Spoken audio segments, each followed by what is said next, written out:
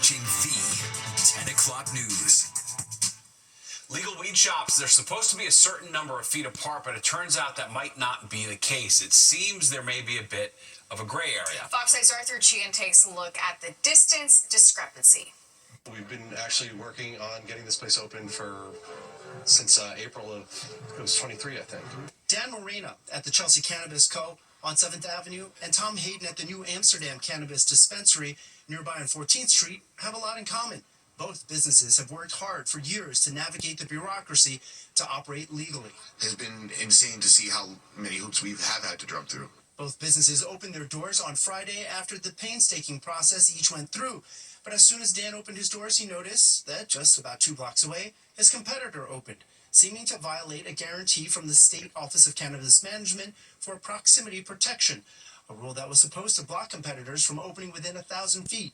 Dan estimates New Amsterdam to be about 700 feet away, and he's not happy. How is this possible?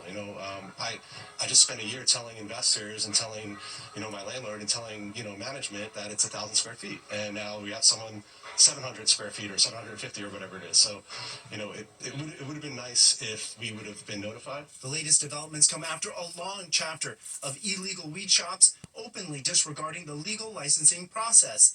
Now OCM is being sued by dispensaries including Chelsea Cannabis Co. and Housing Works, which wants the state agency to follow its own rules. When it comes to proximity, there are two sides to this debate. Some people say the proximity is good for competition, which makes it good for consumers, but others say this is a type of industry where oversaturation could put somebody out of business. Some say customer service could be one way for cannabis retailers to set themselves apart from each other. That could be just from branding, hospitality, if they might have a better service system. We don't want to push any products. We want people to come in and shop comfortably, be able to browse. If they want to come in, buy 10 items, and they want to come in, buy nothing. We want them to have the same experience and just be happy to be shopping here. Even when it's within 1,000 feet of a competitor. In Chelsea, Arthur Sheehan, Fox 5 News. Well, a dozen students from William Floyd Middle School in Moriches became sick after eating THC gummies. Suffolk County Police say a fellow student gave classmates the edibles. 11 middle schoolers were rushed to the hospital for treatment this morning. One was released to their parents. All were between 13 and 14 years old, and at this point it's unclear where or how the student got the gummies. Lighter winds today helped out crews battling wildfires in North and South Carolina. They've been battling more than 170 fires that caused evacuations and threatened hundreds of homes in both states over the weekend. Officials say firefighters from across South Carolina managed to keep a massive fire near Myrtle Beach from destroying any homes. It's the biggest wildfire in that area since 2009. Officials are now hoping that rain, which is expected later this week, will help with the containment. It's happened again in Germany. A driver has rammed a car through a crowded city center. 2 people killed, 11 others injured earlier today. Police say a 40-year-old man drove into a crowd during the busy lunchtime hour right near a carnival market that was underway. Investigators are still trying to figure out the motive, but do say the act was intentional. And just last month, a 2-year-old girl and her mother were killed by a car ramming attack in Munich. And a deadly attack in northern Israel coming after the phase 1 of the ceasefire expired over the weekend. 1 person was killed, 4 others wounded in the attack in Haifa. Israeli authorities said the assailant was a Palestinian citizen of Israel and that bystanders killed him. Israel's working to present a new ceasefire deal to Hamas requiring the release of remaining hostages, but is facing sharp criticism over the decision to halt all relief supplies to Gaza. Governor Hochul is trying to recruit federal workers fired by DOJ to work in New York. The state is expanding the You're Hired initiative to attract former federal workers to state jobs. This includes the launch of digital billboards in Washington, D.C.'s Union Station and New York's Moynihan Station, as well as a new brochure for affected workers. In the state of New York, we have 7,000 public sector job openings. We're looking for qualified, experienced candidates across a wide variety of fields. I need technologists, I need engineers, I need attorneys, healthcare workers, educators, public policy experts, and so many more. Hochul also says the state's Labor Department will begin hosting a series of free virtual webinars later this week. Well, illegal dumping is a problem across our area, but now one city is showing off quite the haul. Yeah, using it to prove that it's far from being a victimless crime and that they are ready to crack down. Teresa Priolo is in Patterson with the details. Imagine if this was your street where you're raising your family, except these aren't your tires, That's not your lawn chair. That's not your sink. This is not your garbage. And yet people from around New Jersey are using your street as a dumping ground. Now the city of Paterson is cracking down. Paterson is not a dumping ground. And yet, try telling outsiders that. Trash of all kinds appears on quite a few city streets. Some of it's small, but then you find a boat in the middle of Bergen Street. Today we'll be taking 2 boats out of here. Last week we took a boat out of Keene Street and Summer Street, our most notorious dumping ground, and we cleaned up the area. Wednesday we'll be back down here doing a total cleanup of the lot, the street, and anything else that comes down here. Much of this stuff is quite costly to properly dispose of, which might be why it's just left here. City officials say they know exactly who's behind the big ticket items because they have VIN numbers. Now, in an effort to deter dumping, the city is upping their fines. If we catch you, and we will catch you dumping, we will seek the maximum fine of $10,000. Patterson officials went down to Camden recently, where illegal dumping is also a big problem. The two cities are working hand in hand to crack down. And while much of Camden's trash is from Pennsylvania, folks here aren't sure where all of this is coming from. We need your help. If you see something, say something. If you see people coming into our city dumping garbage, construction debris, or any kind of material, please call our police department. Today it's a $10,000 fine, but tomorrow it could be 15 or more. There's also chatter Patterson will tap into cameras around the city in an effort to stop this once and for all. In Patterson, Teresa Priolo, Fox 5 News. Get the VIN number on the boats. Yeah, I know. They're going to So find the owner of that sooner than later, thankfully. All right, well, let's talk some basketball now. And the Knicks showing some real late game heroics over the weekend. We're looking at why the team is making it a habit of coming in clutch this season. All right, and you know what's not clutch? Floodlighting. It has nothing to do with storm prep, but unfortunately, it's the latest term making its way around the world of dating. Gaslighting, there's another dating term to add to the list. Psyched I'm married. We're opening up the floodgates on a new trend that has to do with oversharing on the first date. Oh boy. And ever wonder why you never get a call from a Gen Zer? Maybe it's because they have telephobia. That's right. Apparently they're afraid of phoning a friend.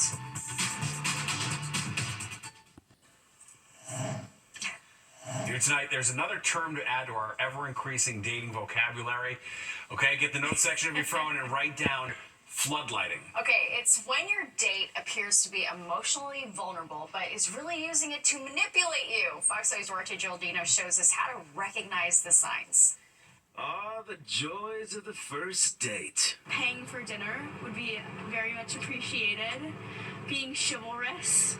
Yeah. But what if he's chivalrous, he pays for dinner, and he tells you about every bad thing that's happened to him in his life? I mean, depends how he tells it. If he's funny, if he's not funny.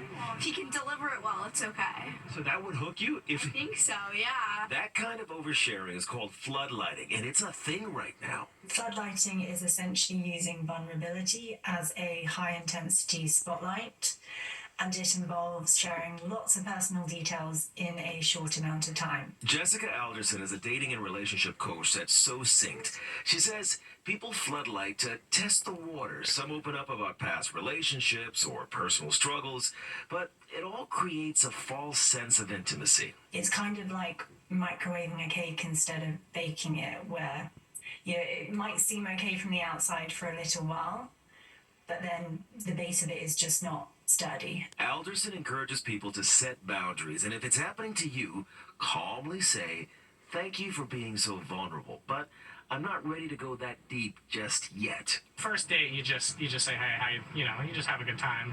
Trauma on the first date, not me. If you're floodlighting, Alderson says, look inward. Are you doing this because you don't feel like you're enough, or you're panicking and you want to create that sense of intimacy very quickly?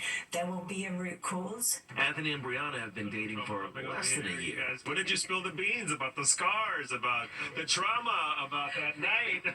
Oh gosh, I don't know. I feel like we have, but it's maybe been past, and we haven't had full on conversations. But it's been good. Something just kind of just comes up in normal conversation. Experts say taking your time to build a connection is the key to healthy romance. Duarte Geraldino, Fox 5 News. Yeah, first date shouldn't be a therapy session. No. Groundbreaking. Yeah. Right? Don't trauma dump until like date 5. Exactly. Even then. Then you can get No, into the thank muck. you. Yeah. Yeah. Boy, what a world, Nick. I know we always say this after these stories, but it's true. Yeah, you There's a lot lucky going on out guys. there. You lucky married men. I'm so detached from that scene, I wouldn't know where to start. Except you got 3 daughters, so you hear about Well, it. that's true. I do hear some of the drama that goes on in their lives. So, and it's like, yes, There's always something new out there. It is, certainly is. Well, something new today was the temperature was warmer, right, compared to yesterday. The wind and the cold. I mean, it was still below where we should be, reaching the upper 30s, but definitely an improvement with the sunshine out there. It's a clear sky now. 39-23 was the split. You can see those numbers definitely were below the average. And record high was just a year ago, 68 degrees, but 11 back in 1950. Should be pretty sunrise at 6:26, going down at 5:50. It'll be mixing with clouds tomorrow. 36 now, wind southwest, but light. Humidity up just a little bit. Good strong pressure reading, and it's still rising. 30.24. That ridge of high pressure still along the east coast, but that will give way after tomorrow to a system coming in from the west. We'll talk about that in a minute. It's in the 20s now, though. White Plains to Poughkeepsie, also now 19. East Hampton, freezing mark, Islip, 29 Belmar, mid-30s again around town, back to the upper 20s in eastern Pennsylvania. But as cold as it is now, compared to last night, when it was really cold, of course, we have definitely an improvement here for as much as 10 or 11 degrees. Southwest wind, again, about 5 miles an hour. It'll stay that way tonight. We'll keep the southwest wind in here for tomorrow. So that's going to bring up some milder weather. We should be breaking 50 in most of the area tomorrow, except right along the south shore of Long Island and Connecticut with the cooler ocean there. They won't get out of the 40s. 38 Poughkeepsie, 41 Newark, high 30s to Belmar, back towards Allentown. And as we go through the northeast, a little cold up north. Again, the highs were in the 30s there. Providence towards Albany, 39 to State College. Then we're starting to pick up 40s again. Washington, D.C. It's still a little below average for them, though, for this time of the year. And the real mild air off to the west, 48 Chicago, Cincinnati. Then we'll pick up the 60s again from Tennessee right on down into parts of South Carolina. That mild air again will be pushing towards us over the next couple of days. All right, so we're clear, or mostly clear anyway. A couple of clouds may start to appear overnight, and tomorrow's sort of going to be a combination of sun and clouds in the forecast. A couple of things going on. First, we'll show you the big area of high pressure that's sitting off the east coast. We were on the cold side of that the last few days, but now again, winds will be coming up out of the southwest to warm us up. And this is going to get interesting. Denver was in the 60s earlier, but they're going to get into a blizzard there in the eastern plains of Colorado and Nebraska as that storm gets cranking. And that's the system that'll be coming our way. We're going to be seeing that arriving here on Wednesday, particularly in the afternoon and evening when we get some thunderstorms in the forecast here as well. All right, cold night ahead. Again, we'll start out in about the 31 degree range for the city, 20s, lower 20s in the suburbs as we talked about. Pretty cold there right now. We should break 50 tomorrow in most of the area. And like I said, not so much on Long Island with the wind off the ocean, but mid-50s you head down towards Newark tomorrow night. Some clouds will start to arrive. It'll kind of hold temperatures in the mid and upper 40s, and then the showers come in and the line of thunderstorms, you can see it lining up here again later Wednesday afternoon on into Wednesday evening, kind of moves along after that, and we'll dry it out for the end of the week. 31 tonight, again, not as cold as it's been. 20s as we get to the suburbs tomorrow. We'll stop at about 51. Again, a combination of sun and clouds. All right, showers and thunderstorms Wednesday, windy day 57, kind of breezy still Thursday, sun and clouds in the 50s. Then it's back to the 40s, but that's about where we should be. A rather windy period. Friday, breezy Saturday, and then windy again Sunday and Monday. Steve? Very well. All right, thanks, Nick. Well, a special gala this evening brought in big money for Adapt Community Network. The nonprofit held its leadership gala tonight. Honorary co-chairs include our very own Rosanna Scotto and Mike Woods. The sold-out event raised more than $1 million for Adapt's programs and services for people with disabilities. Adapt provides educational, health, recreational, housing support, and much more. Always You a guys great look night. great. Yep. And fun to see Mike there as Absolutely. well. All right, well, it seems like there is a name or label for pretty much everything these days. Yeah, that's right. That's right. And that includes a fear of talking on the phone. What you need to know about telephobia.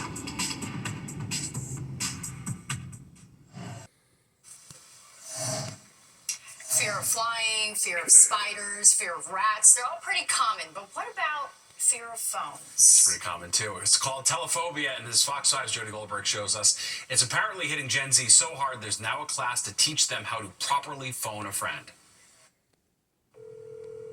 Being just a phone call away isn't reassuring for everyone, especially for those who struggle with telephobia, also known as the fear of making and receiving phone calls. They find FaceTime easier because it's the lack of visual clues that actually intensifies their anxiety. The anxiety-inducing experience recognized by Liz Baxter, a careers advisor in the UK, mostly impacts Gen Z or today's teens. I'm not surprised that it's a thing. A YouSwitch survey found nearly 70% of people ages 18 to 34 prefer a text to a call, with more than half assuming an out-of-the-blue call means bad news. They want to receive a question, have 10 minutes to think about it, and then send a voice note or a text because they can manage that, they can control that. Whereas on a telephone call, you ask a question, understandably, you expect a response. Please choose one of the following options. Call customer service these days, and more times than not, you'll get a bot on the phone well before an actual agent. They make it so easy to not have to talk to people. It's not necessarily a good thing, according to Baxter, who says college students are struggling with the skill and prefer other methods of communication that are less immediate and intimate. How are they expected to get this skill